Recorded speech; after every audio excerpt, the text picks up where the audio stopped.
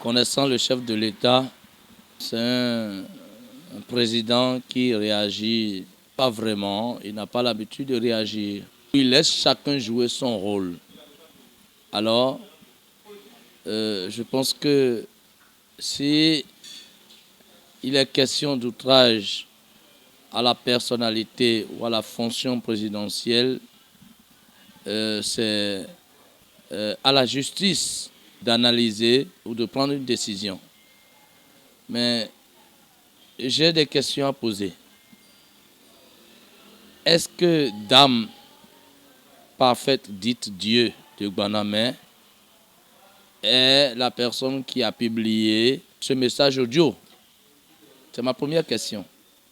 Si c'est elle-même qui a publié ce message, je trouve que c'est extrêmement dangereux pour la laïcité qu'incarne notre État. Et le président de la République est le garant de la paix et de la sécurité dans notre pays et doit prendre rapidement les mesures qu'il faut pour régler cette situation. Mais je suppose que Dame parfaite dite Dieu de Guanamé n'est pas cette personne qui a publié l'audio.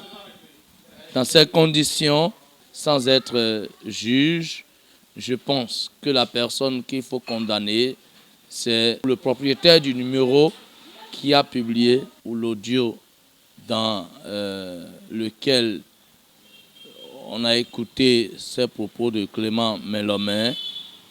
Je crois que cette personne doit être tout de suite interpellée si l'on se fonde sur les tests qui fondent aujourd'hui le numérique. Ensuite, je voudrais dire que Dame parfaite dite Dieu de Guanamé, si c'est effectivement sa voix, parce qu'aujourd'hui la technologie est capable d'arriver à ce point où on peut falsifier sa voix pour faire un combat religieux contre elle, tout ça c'est possible. Hein?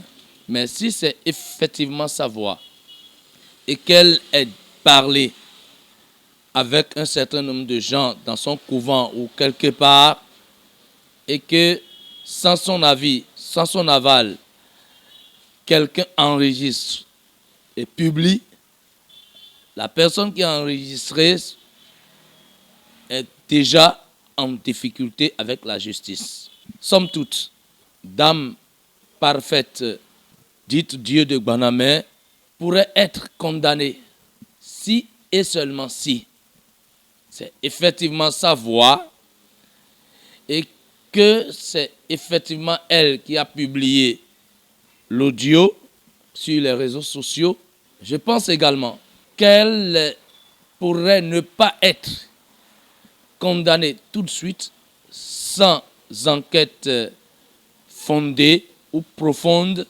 Je voudrais nous rappeler que nous sommes dans un pays de droit et le chef de l'État incarne l'exécutif. C'est le chef de l'exécutif.